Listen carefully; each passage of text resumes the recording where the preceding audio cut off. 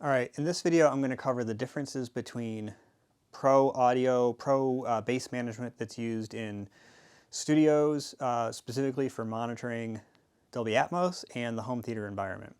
Why they're different, and whether you should consider doing what they do in the pro environment.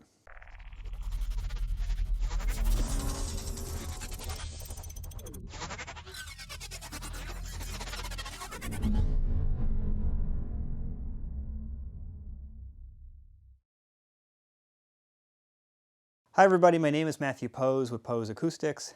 So in this video, I'm going to talk a little bit about how recording studios that are specifically designed for editing and monitoring Dolby Atmos, or in screening rooms that are designed for that purpose too, differ in the way they handle bass management to the home residential environment.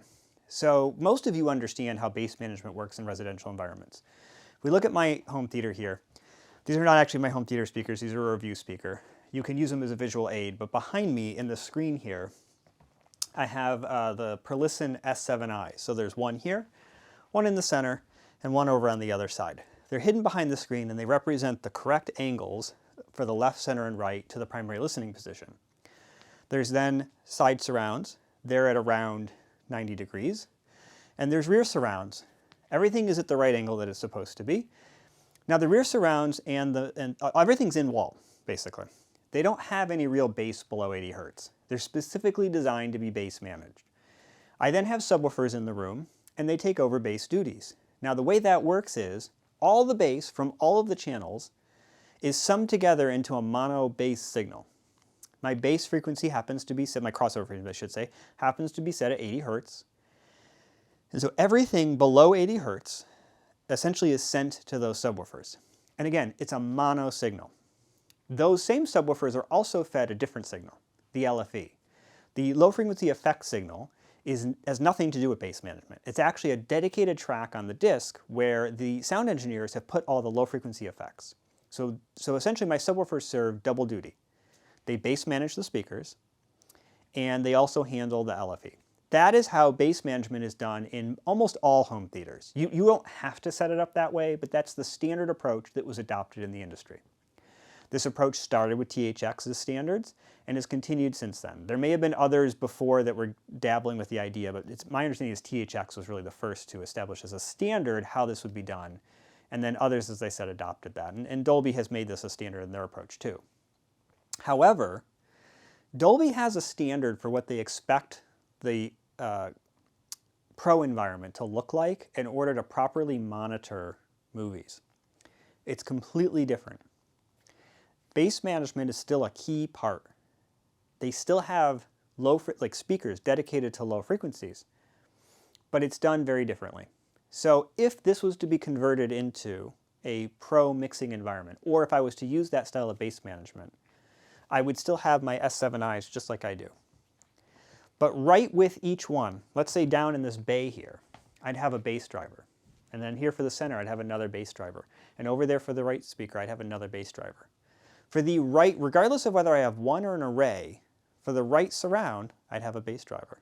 For that left surround area, whether I have one or an array, I'd have a bass driver. For the rear surrounds, I'd have another bass driver. Ideally for each one, but one is enough actually for both. That's considered okay. And then for the tops, I don't necessarily need a bass driver, but some people do put subwoofers up there to handle that too, or some sort of bass reinforcement driver. So bass management is actually done by channel groups. So the left side of the room for left surround stuff gets one, the right side for right surround stuff gets one, the back gets one, and then each of the front speakers gets one. None of those get the LFE signal. That's actually against the rules. You're not allowed to do that. There needs to be a dedicated LFE subwoofer. And interestingly enough, they don't care all that much where the other subwoofers go, but the LFE is supposed to go right here. Not here, right here. It can go over there too, but it needs to go inside the left or the right speakers traditionally. You could put it elsewhere, but you'd have to get approval, and they may not agree with your review to do that. The standard approach typically is to put one or two dedicated LFE subwoofers. They must be in the front of the room, cannot be in the back of the room, and they are typically done to the inside of the left or right speaker, or as I said, both.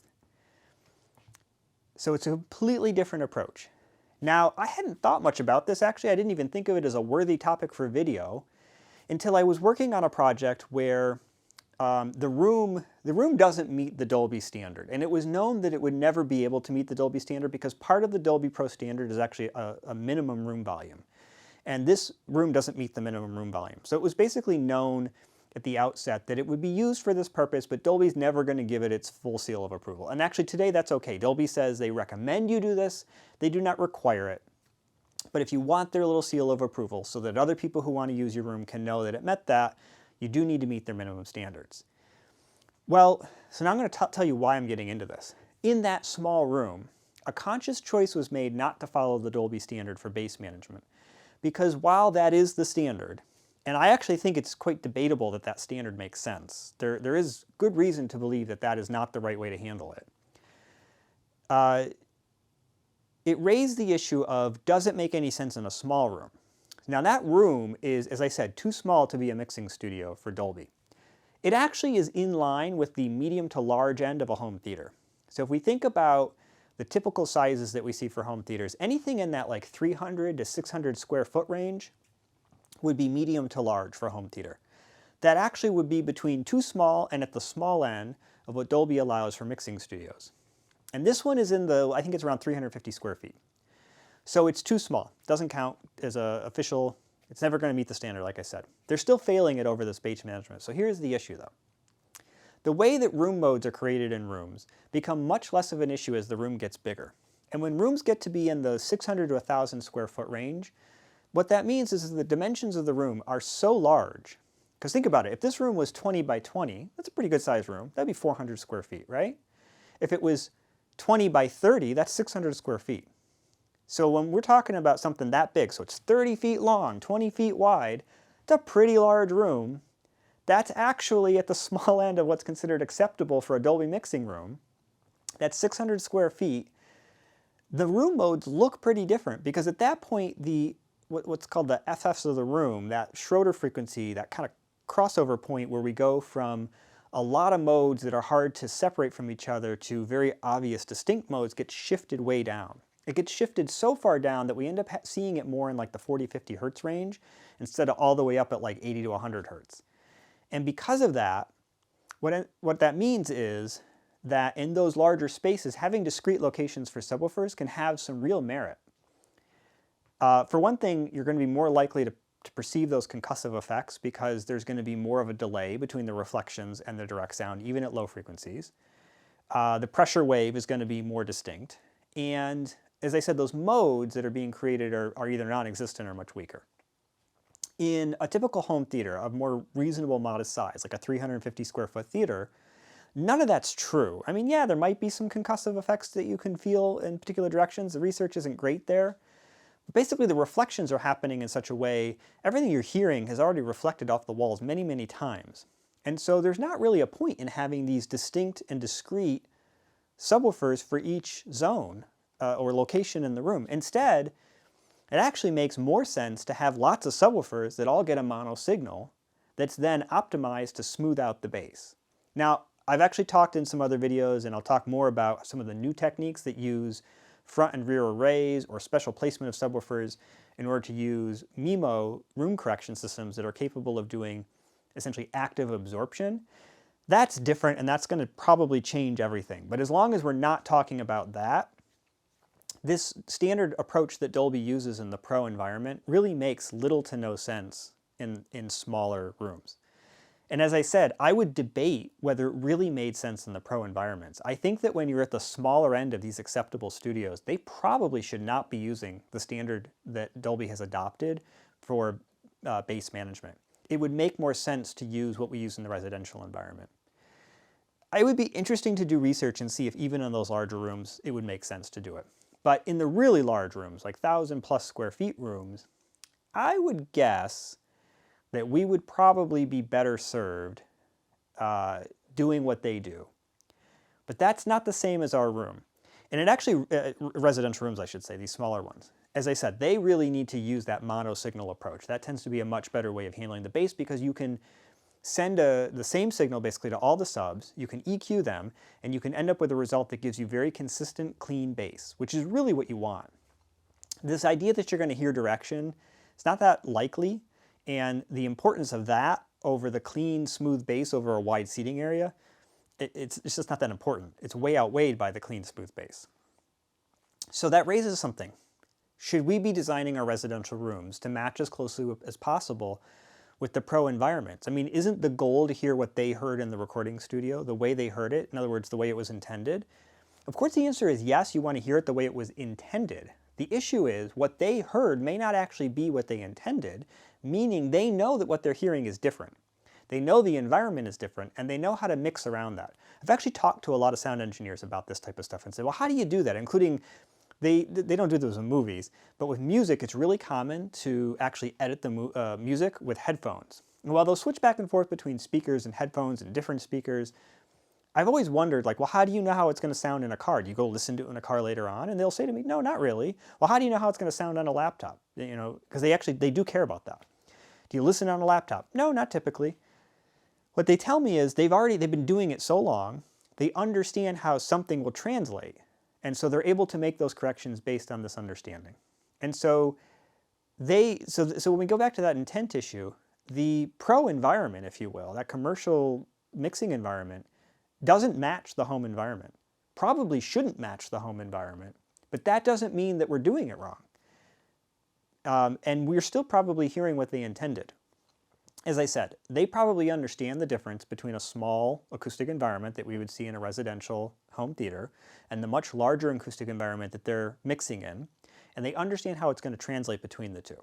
They make those adjustments themselves in the mix to make sure that the mix that's being used for discs or streaming sounds as good as it possibly can in the home environment. And I'm not going to get into any debates about whether they're doing stuff, you know, to mess it up or do a bad job. There's always bad mixes. There are always bad choices made with mixes. That's not the point I'm trying to make here. It's more about how closely this home environment, from a, in this case, bass management standpoint, should match that of the, as I said, the commercial mix environment. And like I said, the answer is it shouldn't. It shouldn't because the acoustics are different in those two environments. Even how we treat the rooms is different. And trying to follow the practices in pro environments in our homes really doesn't make a lot of sense.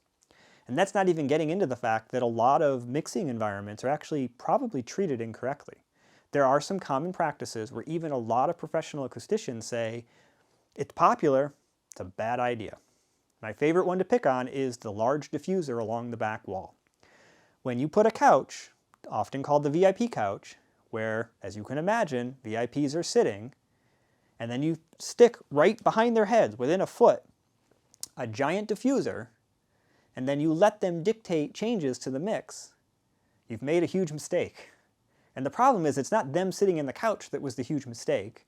It was that giant diffuser on the back wall that really wasn't needed, shouldn't have been there in the first place, and then is creating acoustic problems for what that person is hearing, who's going to then dictate changes actually in response to that without realizing it. So there's a lot of things that are done in pro environments that we shouldn't follow because they just are a bad idea. And there's even more things that are done in pro environments that are a good idea, and they are something that's done on purpose, but don't translate to the residential. And so like I said, that's the point here.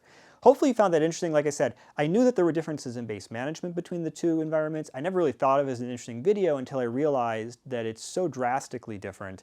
And there's so much, I would call it like misunderstanding. Like those of us in the residential actually understand why we do what we do really well. Most people would less understand why the pro stuff is done that way. The pro stuff, they understand what they're doing. They don't understand the other one. Probably assume that what they do in the pro environment would work really well residential, even though it doesn't. And so you end up with these butting heads, as I said. A room that's failing over bass management stuff that actually is done bass management correctly for the room that it's in.